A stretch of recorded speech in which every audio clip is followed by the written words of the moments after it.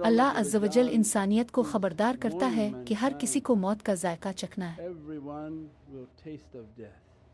मौत से फरार का कोई रास्ता नहीं है। ये सारी अफरा तफरी और भाग दौड़ अंजाम यही है कि हर जानदार को मौत का मज़ा चखना है। ये टीवी शो नहीं कि लोगों के दिलों में डर बिठाया जाए, बल्कि एक मोमिन के दिल में ये एहसास खुद होता है, यकीनन एक दिन मुझे मौत आएगी।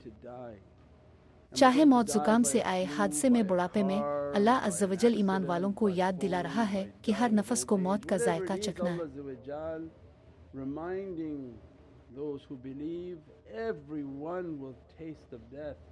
अल्लाह अज़्ज़ व जल इस आयत करीमा में बयान फरमा रहा है कि मोमिन मौत के वक्त किस हाल से गुजरेगा।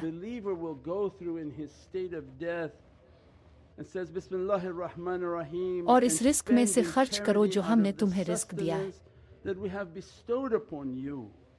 इससे पहले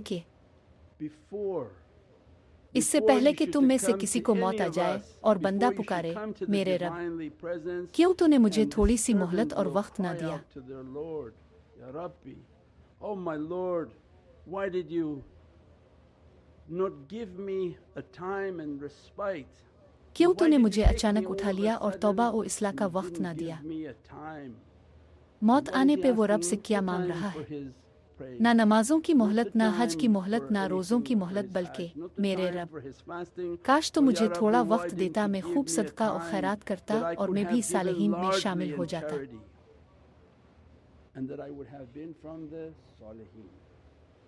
फिर अल्लाह अज़्ज़ व जल हमें सालिहीन के इस मकाम के बारे में तालीम देता है कि उन्होंने अल्लाह की राह में अपना सब कुछ वार दिया।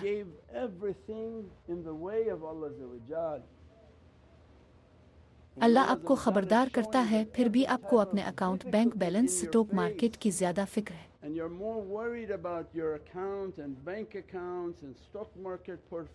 हमें अल्लाह के हुजूर अपने हिसाब की फिक्र नहीं है।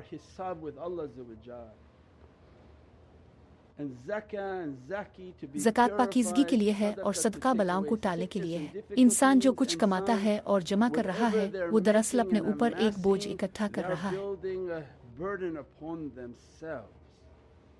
ये ऐसा ही है जैसे वायरस और जरासीम जमा करना, जिससे जिस्म अंदर ही अंदर इन्फेक्शन से भर रहा हो।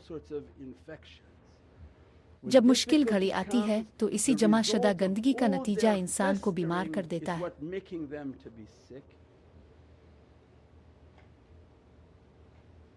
हम अल्लाह अज़्ज़ व जल को कसूरवार ठहराते हैं कि ये क्यों हुआ। वो फरमाता है, नहीं, तुम पाक और साफ नहीं हो।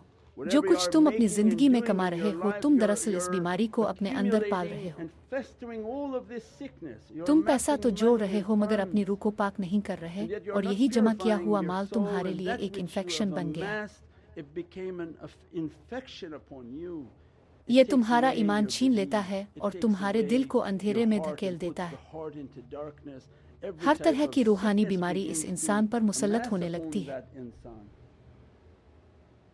और अब वो अल्लाह से इल्तिजा कर रहा है, मुझे एक बार वापस जाने दें कि मैं अपने अकाउंट्स खाली कर दूं और सालिहीन में शामिल हो सकूं।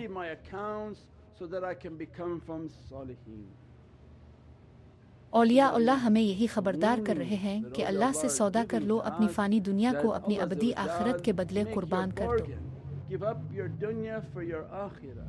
ये दुनिया तो रेजा रेजा हो रही है, तुम क्यों अब भी इस दुनिया के पीछे भाग रहे हो और इसे जमा कर रहे हो।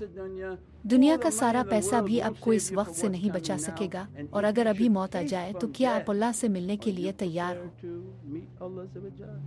जब वो सवाल करेगा, आपके अकाउंट में ये ढेर क्यों जमा है, आपने ये सब किस लिए जोड़ कर रखा था, आपने अपनी रूह की पाकीज़गी के लिए अल्लाह की राह में क्या खर्च किया।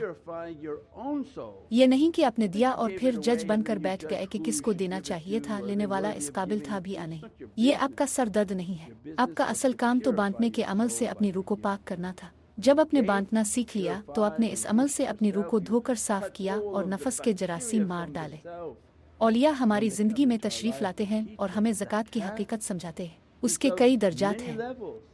शरीयत की ज़कात 2.5% है, और कुछ लोग चालाकियों से सिर्फ $5 देकर समझते हैं कि बेड़ा पार हो गया।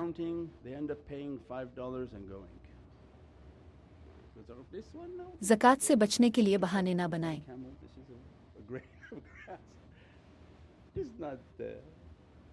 2.5% ज़कात तो आगाज़ है, तरीक़ा हमें इससे आगे ले जाता है। शरीयत, तरीक़त, मारिफत, हकीकत और फिर अज़ीमत, ये वो सीढ़ियाँ हैं जिन पर आपको कदम ब कदम चलना है। शरीयत में तो आपने सिर्फ कम से कम दिया और वो देते हुए भी हाथ कांप रहे थे, बातनी सफाई नहीं हुई। तरीक़ा में कदम रखते ही अल्लाह अज़्ज़ व जल का हुक्म है, यानी उनका तज़किया करने के लिए उनके माल से ले। ये सूरा तौबा की आयत 103 है जो इस रास्ते का पहला बाब है। उनके मालों में से सदका लें, वो आसानी से नहीं देंगे।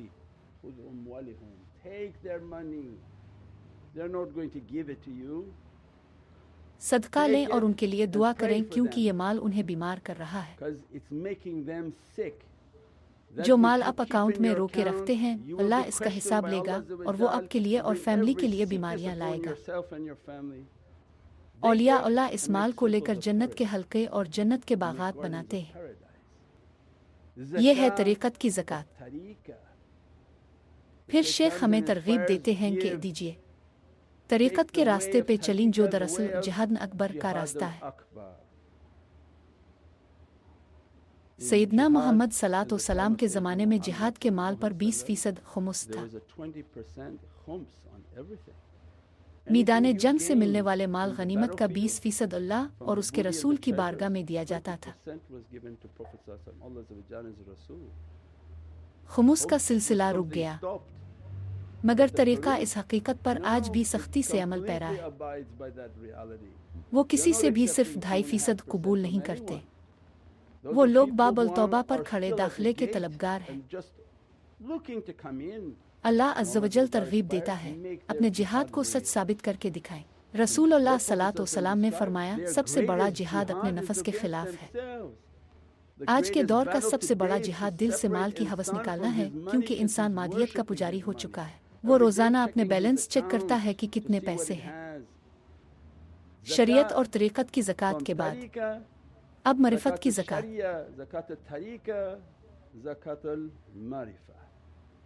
मारिफत का मतलब है, अब अल्लाह चाहता है वो अहली मुशाहिदा बने और अपनी ज़िंदगी की हर चीज़ की कुर्बानी देना शुरू करे।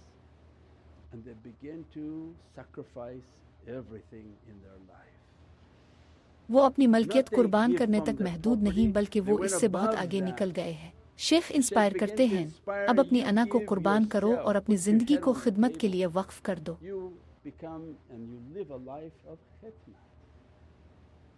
इसीलिए शेख कहते हैं, आओ दावती दीन में हिस्सा लो, यहाँ खिदमत में शामिल हो जाओ, क्योंकि ये मारिफत की ज़कात है। वो हकीकत का मुशाहिदा भला कैसे कर सकते हैं जो वक्त देने से भी कतराते हो। उन्होंने शुरुआत एक छोटी सी जिम्मेदारी से की थी, मगर आज वो इस बुलंद मकाम पर हैं जहां वो अल्लाह का दिया हुआ फैज़ बांट रहे हैं और मारिफत के दरवाजे पर खड़े हैं। और अल्लाह अब फिर उन्हें इल्हाम करता है, अब अपने वजूद को कुर्बान करो, क्योंकि अल्लाह फरमाता है, तुम इस मकाम तक कैसे पहुंचोगे जब तक तुम इस कुर्बानी से ना गुजरो जिससे पहले वाले गुजरे। उन्होंने अपनी जाने, माल और दौलत और अपना सब कुछ कुर्बान किया। तुम्हारी आजमाइश भी वैसी ही होगी। आप इम्तिहान से गुजरे बगैर ईमान के आला दर्जात कैसे हासिल करेंगे। इम्तिहान और खिदमत से मेरे हिसाब किताब में भी कुछ वजन पैदा हो। मेरे रब, अगर मैं किसी मकसद की तकमील का जरिया हूँ तो मुझे ज़िंदगी अता फरमा, और अगर मेरी ज़ात से कोई खैर नहीं पहुँचनी तो मेरी मौत बेहतर है, क्योंकि मैं बेमकसद नहीं जीना चाहता। मैं नहीं जानता तो मुझे इस दुनिया में इस मकाम पर कैसे ले आया। मेरे रब, अगर मैं झूठा हूँ तो मुझे खामोश कर दे। अगर मेरा कोई मकसद है तो मेरा मकसद पूरा फरमा दे। अगर मेरा कोई मकसद नहीं तो मेरी मौत बेहतर है। मकसद से खाली हर दिन मुझे मेरे ईमान से दूर ले जा रहा है। मैं तो बस दुनियावी ऐशो आराम का कैदी बनता जा रहा हूँ। मकाम अल ईमान, जहाँ हज़रत इब्राहीम और हज़रत इस्माइल की बात होती है। हज़रत इब्राहीम अलैहिस्सलाम ने अपनी प्रॉपर्टी कुर्बान की। हज़रत इस्माइल अलैहिस्सलाम का मर्तबा बहुत ऊंचा है, जिनके वास्ते से नूर मोहम्मदी और आले रसूल सल्लल्लाहु अलैहि वसल्लम का सिलसिला शुरू हुआ। उन्होंने अपने बाबा से कहा, आप मेरी कुर्बानी दे रहे थे, जबकि मैं तो अपनी जान अल्लाह के लिए कुर्बान कर रहा था। यह है हकीकत की ज़कात।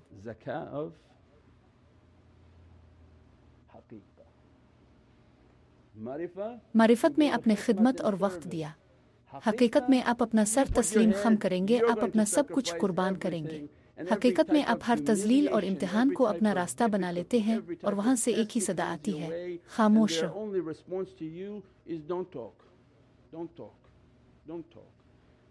उनके पास जुबान है, वो सबको जवाब दे सकते हैं, मगर नबी का हुक्म है, मेरे लिए आजिज़ी इख्तियार करो, मेरे लिए खुद को मिटा दो।